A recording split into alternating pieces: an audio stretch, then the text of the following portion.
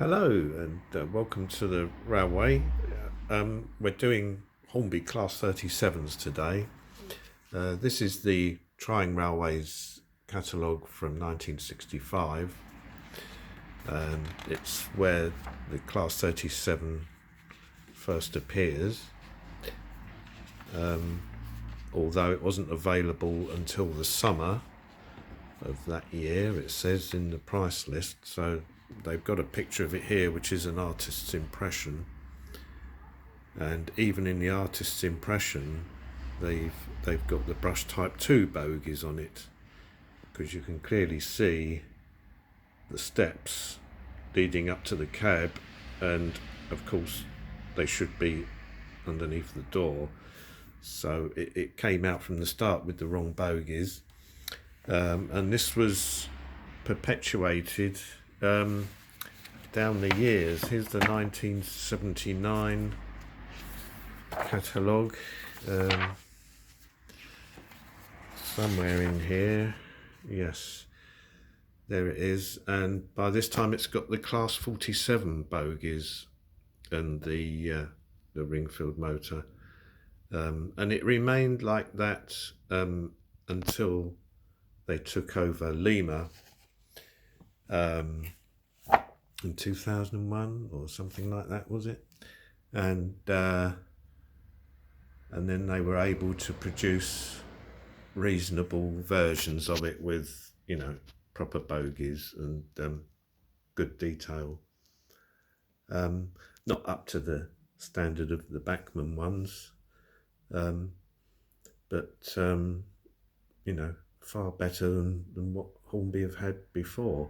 So let's show you the new model I bought, shall we? And see that. Well, we'll see the old one first. Here we are. Here they are together. We've got some car flats behind the 1978 one. Round she comes. And of course, this one represents the unrefurbished type of Class 37.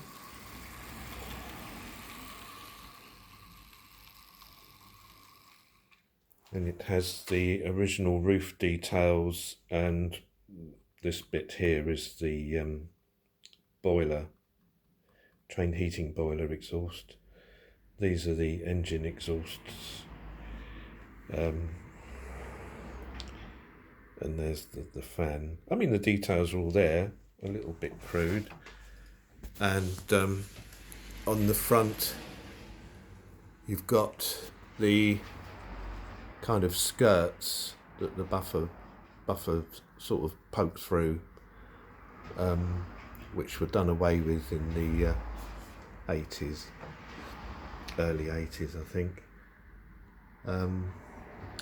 So, I mean, it is a nice motor, but they are clearly the wrong bogies, as you can see. You're going to have trouble getting into the cab, really, because there's no steps on there. They're in entirely the wrong place. Sorry about my wobbly hand. So let's give that a little run round.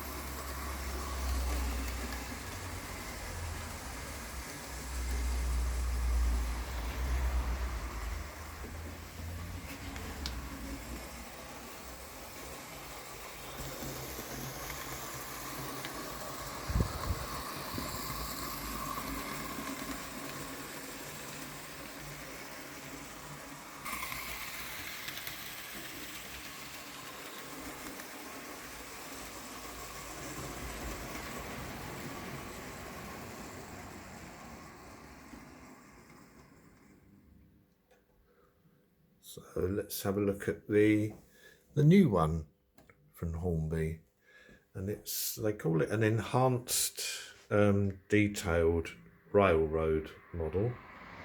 So we'll have a look at that. Let's just change these points as well over here. And he's pulling some, appropriately enough, some Lima carriages in the Network Southeast livery, appropriate for the sort of time period of that loco, I think. So she's very responsive to the controller, and it uses, I measured it on my multimeter, and it hardly uses any amps at all. A very slight reading, so it's a very efficient motor in there, very quiet and very smooth running.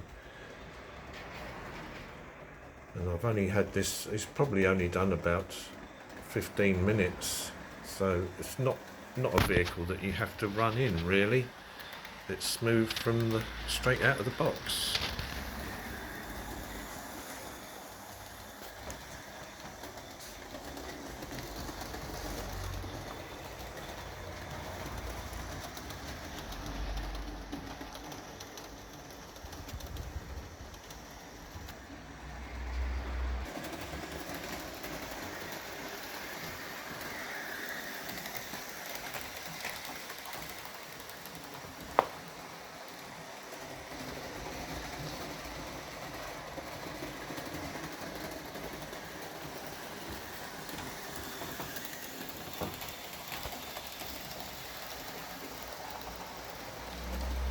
So let's bring around and have a closer look.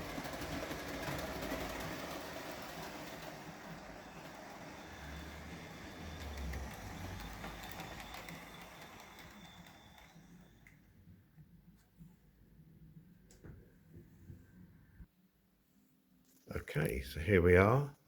See if we can get that in focus. It doesn't come with separate nameplates, but I don't know whether the actual real locomotive had that painted on or whether it was a nameplate. And it's got rail freight decals on it as well,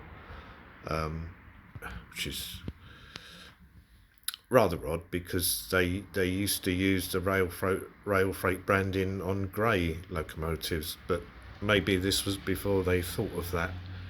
You can see where the buffers are, that bit's been cut away, as this is a refurbished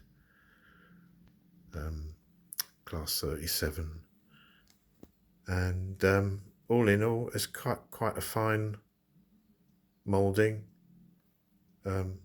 Most of the Lima diesels were quite good actually. And there you go, you've got steps to climb up into the cab, so that's handy. And there's no lettering on the fuel tanks or anything. Little bit of an omission that, I think, but overall I think the finish is pretty good. It's got all the overhead warning signs in the right place. So let's have a look at the roof, and you can see the nose detail is quite a bit more subtle than the old Trying Hornby one, and the roof detail is very good on there. Even the fan, which is just moulded, it looks like there's a fan underneath. So full marks to Lima, really, for producing such good models.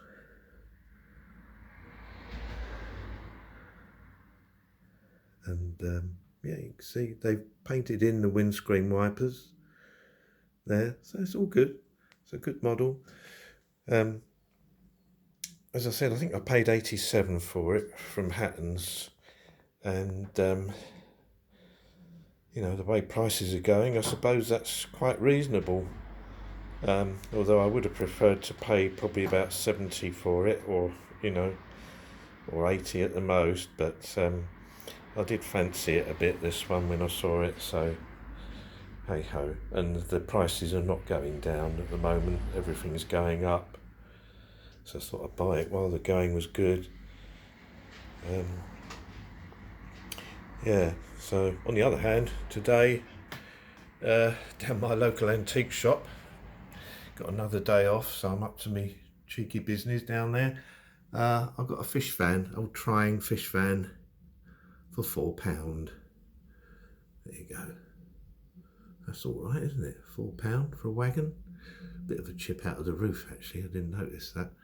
But that can go with my fish train. I've got quite a few fish wagons, so we'll have to do one of those soon. And he's behind the E2 there in olive green, with the olive green coach. And we've still got that rather handsome 264 tank on the inside line, so let's play trains for a minute or two. And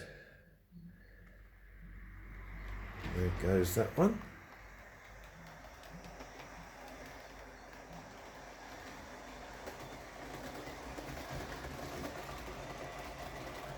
And we'll see if this Wren 264 tank is going to cooperate with us today. There we go. She's moving. She's a good old girl, this one.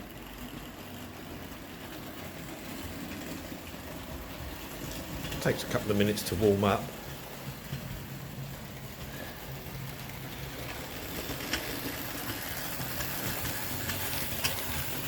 And you can hear the body clanking with the chassis. I mean, the body retaining screw is done up properly, but where the tab goes in at the back, it's a bit clanky. It adds to the character, doesn't it, really? So